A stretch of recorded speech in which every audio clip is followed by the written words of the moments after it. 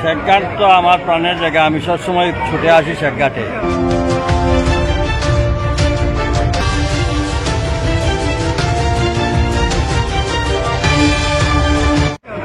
আমার সব কর্মসূচি আমি শেখঘাটে আসি। এটা তো আজকে নতুন না। আমি সব সময় আমার সুখে দুঃখে এবং এই এলাকার সমস্ত উন্নয়ন কর্মসূচি আমি যখনই একটা স্বাচ্ছন্দ্য বোধ করি, এর জন্য আমি এখানে চলে আসি। আমি এলাকাতে আসছি দুটো বিষয়। একটা হচ্ছে যে এলাকার মুসল্লিয়ানে কেরামের সঙ্গে আমার দেখা হলো, মুরব্বীদের সঙ্গে কথা হলো, পরামর্শ নিলাম। আগামী সামনে নির্বাচন, সেই নির্বাচনে সবসময় আমরা নিজেরা দাঁড়িয়ে যাই, অথচ যারা আমাদেরকে ভোট দেবে তাদের কাছ থেকে আমরা কোনো মতামত নেই না। আমি এখনও দাঁড়ানোর সিদ্ধান্ত আগে আমি আমার নগরবাসী, আমার এই কনস্টিটিউয়েন্সির যারা আছে মুরব্বী, তাদের ইজাজত দিচ্ছি। তারা হলেন আমার আসল কাজে। আমি তাদের মতামত দিচ্ছি। মতামত আল্লাহর কাছে, আল্লাহ হুকুম হইলে ইনশাআল্লাহ তারা সবাই আমারে দোয়া দিচ্ছেন।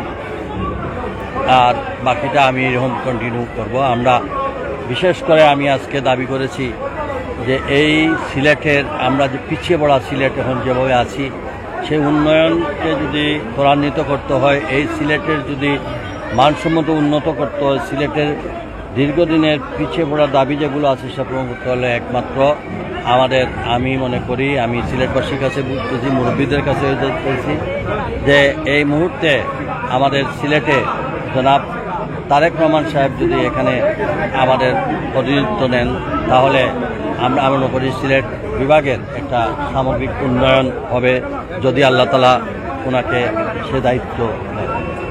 আমার বিশ্বাস তিনি যদি নেন তাহলে সিলেট বিভাগের 19টা সিটের একটা প্রভাব পড়বে এবং সিলেট বিভাগে একটা অভূতপূর্ব উন্নয়ন হবে।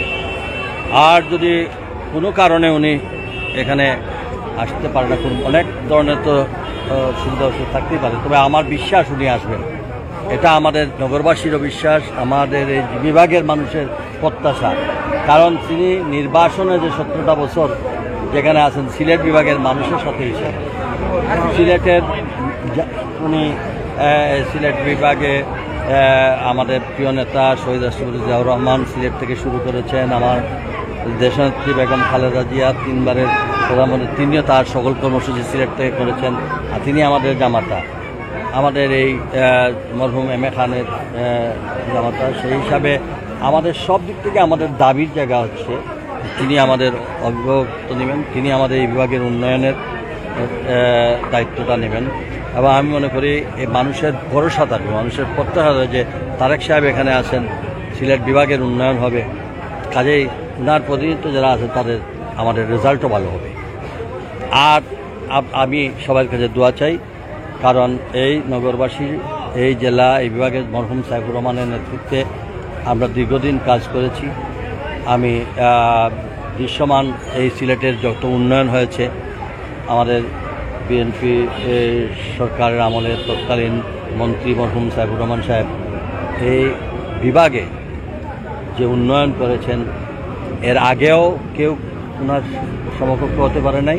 এখন পর্যন্ত ওনার সেই কাজের এটা আজ পর্যন্ত কেউ নিতে পারে নাই এখন পর্যন্ত। কাজে আমি মনে করি আমি দীর্ঘদিন ওনার সাথে থেকে কাজ করার একটা সুযোগ হয়েছিল, চেষ্টা করেছি।